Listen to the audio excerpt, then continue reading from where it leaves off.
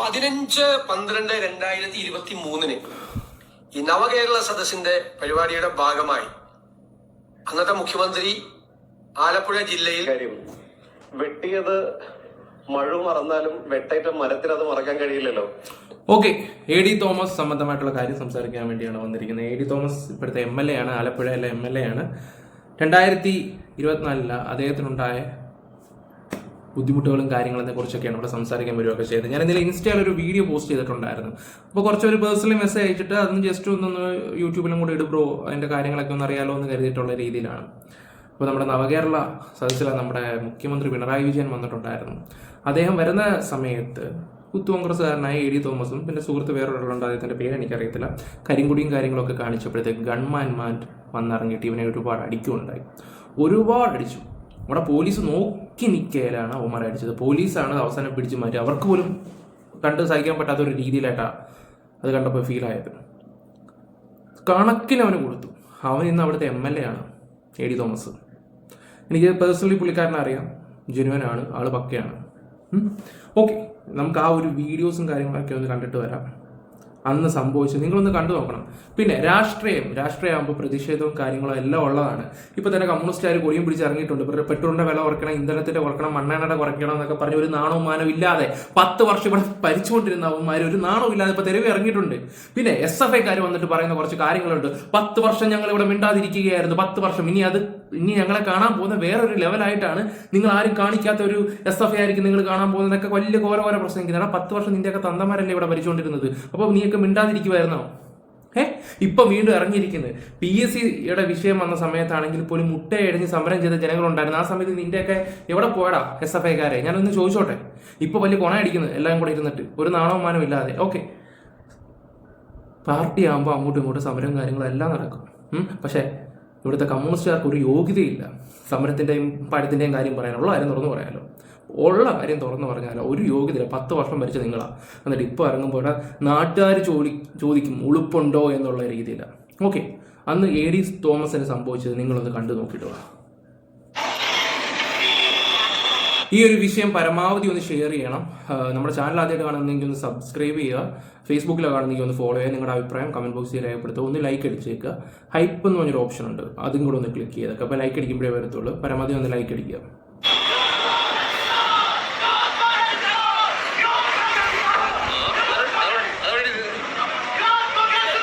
കണ്ടോ, അവന്മാരെ ഇറങ്ങി, ഞാനത് ബ്ലർ ചെയ്ത് വെച്ചിരിക്കുക, ഇറങ്ങി അടിക്കുന്ന അടി.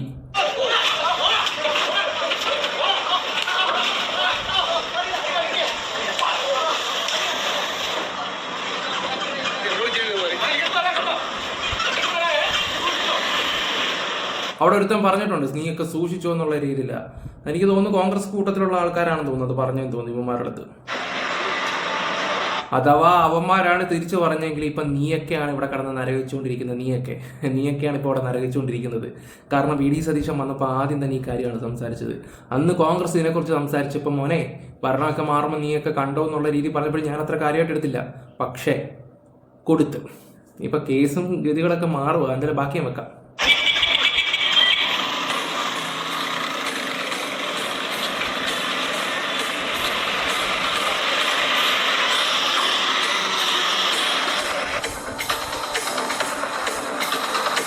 അടി കൊണ്ട ആളാണ് എ ഡി തോമസ് ആണ്. പുള്ളിക്കാരൻ കടലിലൊക്കെ പോവുകയൊക്കെ ചെയ്യുന്ന മത്സ്യം വിൽപ്പനയും കാര്യങ്ങളൊക്കെ ആയിട്ട് തന്നെ പോകുന്ന ഒരു വ്യക്തിയാണ്. നിങ്ങൾ കാണും.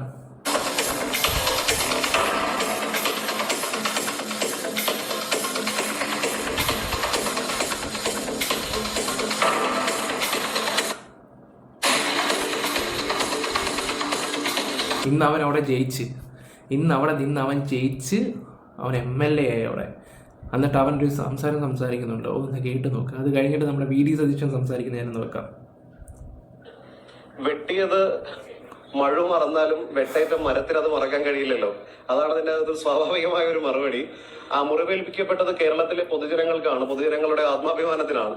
അപ്പോൾ സ്വാഭാവികമായ ഒരു നടപടി ആ വിഷയത്തിലുണ്ടാവും. അത് പ്രതികാര നടപടിയല്ല, നിയമപരമായി ജനാധിപത്യപരമായി എല്ലാ കാലത്തും ഓർത്തിരിക്കുന്ന, ഇനി മേലാൽ ചെറുപ്പക്കാരെ കാണുമ്പോൾ, അഭിപ്രായം പറയുന്നവരെ കാണുമ്പോൾ, പ്രതിഷേധിക്കുന്നവരെ കാണുമ്പോൾ, കരിങ്കൊടി കാണിക്കുന്നവരെ കാണുമ്പോൾ അങ്ങ് തലതല്ലി പൊളിച്ചു കളയാം, അവരെ കിടക്കപ്പായിൽ അങ്ങ് കിടത്തിക്കളയാം എന്ന് ആരെങ്കിലും ധരിക്കുന്നുണ്ടെങ്കിൽ അവരുടെ കൈ ഇനി ഉയരാതിരിക്കാനുള്ള ഒരു നടപടി ഉറപ്പായും ഉണ്ടാകും. അതിന് കൂട്ടുനിന്ന ഉദ്യോഗസ്ഥർ, അതിന് കുടപിടിച്ചു കൊടുത്തവർ, അവർക്കെതിരെ എല്ലാം ശക്തമായ നടപടി ഈ മന്ത്രിസഭയുടെ ഇടപെടലിലൂടെ ഉണ്ടാകും എന്നുള്ളതാണ്. നിങ്ങളൊന്ന് ആലോചിച്ച് നോക്കി, ഇതുവരെ കണ്ട കോൺഗ്രസ് ആണോ ഈ 2026 കോൺഗ്രസിന്റെ ചരിത്രം എടുത്തു വെച്ച് നോക്കുവാണെങ്കിൽ ഇത്രയും ഡേഞ്ചർ ആയിട്ടുള്ളൊരു കോൺഗ്രസ് നിങ്ങളൊന്ന് ആലോചിച്ച് നോക്കുക. അത് ഈ 2026 ഉമ്മൻചാണ്ടി ഭരിച്ച സമയത്ത് മറ്റുള്ളവരൊക്കെ ഈ കോൺഗ്രസ് സമാധാനപരമായിട്ടായിരിക്കും പോകുന്നത്. ഇതിൽ ഗാന്ധിജിയുടെ കൂട്ടം ഒരു അടിച്ച കർണം കാണിച്ചു കൊടുക്കുന്ന ടീംസായിട്ടാണ് പോയിക്കൊണ്ടിരുന്നത്. പക്ഷേ ഇത് വേറെ ഒരു കോൺഗ്രസ് ആണ്. ഞാൻ ഉള്ള കാര്യം പറയാമല്ലോ, VD സതീശനാണ് ഇത് നയിക്കുന്നതെങ്കിൽ ഇത് വേറെ രീതി പോകും. ഇപ്പൊ കണ്ടില്ലേ, ഇനി VD സതീശൻ സംസാരിക്കുന്ന കാര്യങ്ങൾ, അതുപോലെ തന്നെ കേസ് 15 ദിവസത്തിനുള്ളിൽ റിപ്പോർട്ടും കിട്ടണം, 30 ദിവസത്തിനുള്ളിൽ കേസ് ക്ലോസും ചെയ്യണമെന്നാണ് അദ്ദേഹം പറയുന്നത്. അടിപൊളി എന്ന് പറഞ്ഞാൽ അടിപൊളി. എന്നാലും VD സതീശൻ സംസാരിക്കുന്ന വീഡിയോ നോക്കാം ഞാൻ. 15/12/2023 ഈ നവകേരള സദസ്സിന്റെ പരിപാടിയുടെ ഭാഗമായി അന്നത്തെ മുഖ്യമന്ത്രി ആലപ്പുഴ ജില്ലയിൽ എത്തിയപ്പോൾ റോഡരികിൽ പ്രതിഷേധം നടത്തിയ 2 പേർക്കെതിരായി മുഖ്യമന്ത്രിയുടെ ഗൺമാന്മാരായ ആളുകൾ വളഞ്ഞിട്ട് ആക്രമിച്ച സംഭവം കേരളത്തെ നടുക്കിയൊരു സംഭവം ഉണ്ടായിട്ടുണ്ട്. ഒന്നും മറക്കാൻ പറ്റുന്നതാണ്. അതില് ഇല്ലേ, നമ്മളതിന്റെ രാഷ്ട്രീയ പ്രതികാരത്തിനൊന്നും അല്ല പോകുന്നത്. ബഹുമാനപ്പെട്ട ആലപ്പുഴ മജിസ്ട്രേറ്റ് കോടതി November 8, 2024 ഒരു ഉത്തരവിട്ടിട്ടുണ്ട്. എന്താണ് ഉത്തരവ്? അതൊരു അന്വേഷണം നടത്തണം, പുനരന്വേഷണം നടത്തണം. കാരണം ഇവര് പറഞ്ഞത് ഒരു തെളിവും ഇല്ല എന്നാണ് പറഞ്ഞത്. അപ്പൊ വീഡിയോ ഉണ്ടെന്ന് പറഞ്ഞു, വീഡിയോ ഇല്ല എന്ന് പറഞ്ഞു. അപ്പൊ ഇവര് വീഡിയോ ഹാജരാക്കിയപ്പോ കോടതിക്ക് അത് ബോധ്യമായി. കാരണം മുഖ്യമന്ത്രിയെ രക്ഷിക്കുന്നതിന് വേണ്ടിയിട്ടല്ല, ഞാൻ എന്റെ മരത്തിലേക്കൊന്നും പോകുന്നില്ല, ബോധ്യമായി. അപ്പൊ കോടതി ഒരു പുനരന്വേഷണത്തിന് ഉത്തരവിട്ടിട്ട് ഇതുവരെ അന്വേഷണം നടത്തിയിട്ടില്ല. അപ്പൊ നമ്മൾ നടത്തണ്ടേ? നിയമപരമായതല്ലേ. അതുകൊണ്ട് അതിനൊരു സ്പെഷ്യൽ ഇൻവെസ്റ്റിഗേഷൻ ടീം ആ കേസ് അന്വേഷിക്കും. അടിപൊളി. വന്ന് കേറിയപ്പോ തന്നെ പണി തുടങ്ങി. 2 വർഷം മുമ്പ് ഈ ഒരു സംഭവം നടന്നപ്പോൾ ഞാൻ വിചാരിച്ചതൊക്കെ വിട്ട് കളയുമെന്ന് ഞാൻ കരുതിയാണ്. ഞാൻ അങ്ങനെ വിചാരിച്ച, ഞാൻ കോൺഗ്രസിനെ ഇഷ്ടപ്പെടുന്ന കോൺഗ്രസിലെ ആളാണെങ്കിൽ പോലും കോൺഗ്രസ് ഇതൊക്കെ തള്ളിക്കളയും എന്ന് മാത്രം വിചാരിച്ചൊരു വ്യക്തിയാണ്. ഇതാണ് ആവശ്യം. പാർട്ടിക്ക് വേണ്ടി പണിയെടുക്കുന്ന, അത് ഏത് പാർട്ടി ആയിക്കോട്ടെ, കമ്മ്യൂണിസ്റ്റ് ആയാലും BJP ആണെങ്കിലും കോൺഗ്രസ് ആണെങ്കിലും, പാർട്ടിക്ക് വേണ്ടി കഷ്ടപ്പെടുന്ന കുറെ പാവം പിടിച്ച ആൾക്കാരുണ്ട്. അവരാണ് ഈ സമരങ്ങളിലേക്ക് ഇറങ്ങി ചെല്ലുന്നതും വിജയിപ്പിക്കാൻ നോക്കുകയൊക്കെ ചെയ്യുന്ന, അടികൊള്ളുന്നതൊക്കെ. പക്ഷെ അവർക്കൊരു പരിഗണന പോലും കൊടുക്കത്തില്ല. പക്ഷേ AD തോമസിന് ഈ പറയുന്ന KC വേണുഗോപാലിന്റെ ഇതിലാ സീറ്റും കാര്യങ്ങളും കൊടുത്തവനിപ്പോൾ അവിടുത്തെ MLA ആയി ഗുണങ്ങളും ഉണ്ടായിട്ടുണ്ട്. കൂടുതലും ഇവിടെ കഷ്ടപ്പെടുത്തുന്ന SFI DYFI ആണ്. അവരിങ്ങനെ ആത്മാർത്ഥം കാണിക്കുന്ന പിള്ളേരൊക്കെ ഉണ്ട്, ഉള്ളാരും പറയാലോ. പക്ഷെ അവരുടെ പാർട്ടി അവരെ വെച്ച് ശരിക്കും പിഴിഞ്ഞുകൊണ്ടിരിക്കുക. കോൺഗ്രസിന്റെ ഒരു മാറ്റം, കോൺഗ്രസിനുണ്ടായിരുന്ന ചില ഡബിൾ സ്റ്റാൻഡ്, ട്രിപ്പിൾ സ്റ്റാൻഡ് പരിപാടികളൊക്കെ ഇപ്പം എല്ലാം യുവ തലമുറകൾക്ക് വേണ്ടി വിട്ടുകൊടുത്തിരിക്കുകയാണ് അവർ. അതിൻ്റേതായിട്ടുള്ള റിസൾട്ടും കാര്യങ്ങളും ഒക്കെ ഉണ്ട്. VD സതീശന് വന്നില്ല ഏറ്റവും കൂടുതൽ സന്തോഷിക്കുന്നത് ഇപ്പോൾ ഇവിടുത്തെ യൂത്ത് പിള്ളേരാണ്. അതാണ് മാറ്റം. അതാണ് ഒരുപാട് കാര്യങ്ങളുണ്ട്. അപ്ഡേറ്റ് അത് നല്ല രീതിയിൽ കോൺഗ്രസിനുണ്ടായിട്ടുണ്ട്, അപ്ഡേറ്റിൻ്റെ കാര്യം.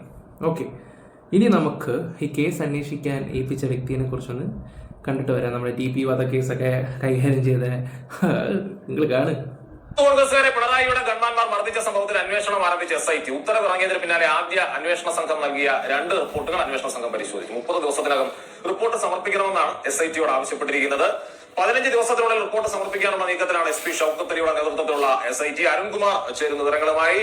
അതെ അബ്ജോദ്, ഇതിനകത്ത് ഒരു ഗഹനമായ ഒരു SIT വെച്ചുകൊണ്ട് നിലവിലുള്ള SIT രൂപീകരിച്ചിരിക്കുന്നത് വലിയൊരു ക്രൈം കേസിന്റെ അന്വേഷണത്തിന് നിയോഗിക്കും പോലെയുള്ള ഒരു 6 അംഗ സംഘത്തെയാണ് നിയോഗിച്ചിട്ടുള്ളത്. എന്തായാലും കേരളത്തിലെ ഏറ്റവും മികച്ച അന്വേഷണ ഉദ്യോഗസ്ഥരെന്ന് പേരെടുത്തിട്ടുള്ള IPS ലഭിച്ചിട്ടുള്ള ഷൗക്കത്ത് അലിയും അതുപോലെ തന്നെ ബൈജു പൗലോസും DYSP ബൈജു പൗലോസും ഒക്കെ ഉൾപ്പെടുന്ന ഒരു വലിയ സംഘമാണുള്ളത്. പക്ഷെ അത്ര കണ്ട് ഗഹനമായി അന്വേഷിച്ചു പോകേണ്ട, ശാസ്ത്രീയ തെളിവുകൾ തേടേണ്ട അത്ര വലിയ അന്വേഷണമൊന്നും ഇക്കാര്യത്തിൽ ഇല്ല എന്നതാണ് സത്യം. അതുകൊണ്ട് 30 ദിവസമാണ് DGP ഉത്തരവിലൂടെ നൽകിയിട്ടുള്ളതെങ്കിലും അന്വേഷണ സംഘം ഇപ്പോൾ DGP അറിയിച്ചിട്ടുള്ളത് അത്ര കണ്ട് പോകേണ്ട ഒരു കാര്യമില്ല എന്നാണ്.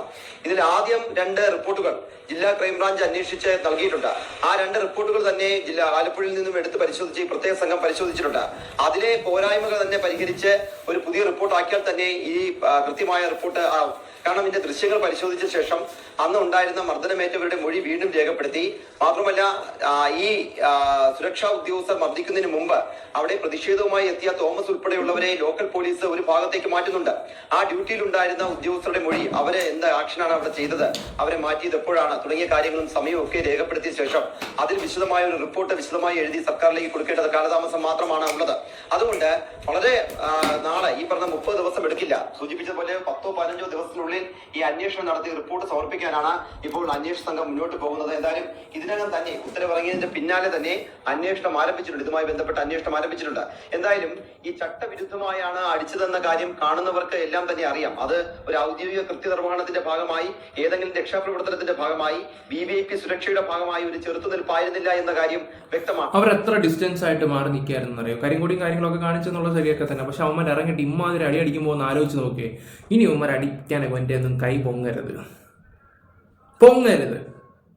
എടാ, പാർട്ടി ആവുമ്പോൾ അങ്ങോട്ടും ഇങ്ങോട്ടും ഒക്കെ ഉണ്ട് പ്രശ്നങ്ങളും കാര്യങ്ങളൊക്കെ. പക്ഷെ ഒരുത്തൻ്റെ ജീവൻ കളഞ്ഞിട്ട് എന്ത് പാർട്ടി എന്നതാ ചോദിക്കുന്നത്? ഒരുത്തൻ്റെ ജീവൻ കളഞ്ഞിട്ട് എന്ത് പാർട്ടിയെ ജയിപ്പിക്കാൻ വേണ്ടി?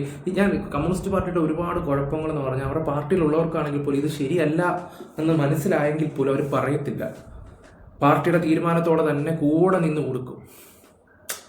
മനസ്സിലായോ? കൂടെ നിന്ന് കൊടുക്കും. അതത്ര നല്ല കാര്യങ്ങളൊന്നുമല്ല. പാർട്ടി തെറ്റ് ചെയ്താൽ ചോദിക്കുന്നവനാണ് യഥാർത്ഥ കമ്മ്യൂണിസ്റ്റ് എന്നാണ് ഞാൻ കേട്ടിട്ടുള്ളത്.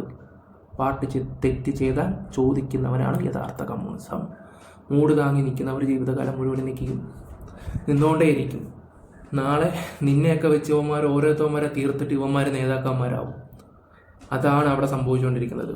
ഇന്നല്ലെങ്കിൽ നാളെ കാലം അത് തെളിയിക്കും. ഞാനിപ്പോൾ ഇത് പറഞ്ഞാൽ പോലും ഒരു മനുഷ്യനെ എന്നെ ചിലപ്പം കുറ്റപ്പെടുത്തതേ ഉള്ളൂ. മനസ്സിലാക്കുന്ന കാലത്ത് മനസ്സിലാക്കുക. പിന്നെ സത്യം എവിടെയും വിളിച്ചു പറയാനോ അല്ലെങ്കിൽ അവരെ രക്ഷപ്പെടുത്താൻ നോക്കാൻ ശ്രമിച്ചാലാണെങ്കിൽ പോലും നമ്മൾ ആരെയാണോ സഹായിക്കാൻ നോക്കുന്നത് ആ വ്യക്തി ഉൾപ്പെടെ നമ്മളെ കാല് വരും. അതാണ് കാലം. ഓക്കെ ഗൈസ്, അപ്പോൾ നിങ്ങൾക്ക് വീഡിയോസ് ഇഷ്ടപ്പെട്ടാൽ ലൈക്ക്, ഷെയർ, സപ്പോർട്ട് ചെയ്യുക. VD സതീശൻ്റെ ഭരണത്തെക്കുറിച്ച് തുടങ്ങിയിട്ടേ ഉള്ളൂ. എന്തായാലും കൊള്ളാം.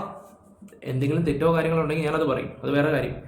യൂട്യൂബിൻ്റെ മുന്നേ ഇരിക്കുമ്പോൾ ഈ ഒരു ഇതിൻ്റെ മുന്നേ ഇരുന്ന് സംസാരിക്കുമ്പോൾ അവിടെ ഇഷ്ടപ്പെട്ട ആളെന്നോ അങ്ങനെയുള്ള കാര്യങ്ങളൊന്നും ഇല്ല. തെറ്റ് കണ്ടാൽ ഓപ്പണായിട്ട് തുറന്ന് പറയും. Bye, love you all guys.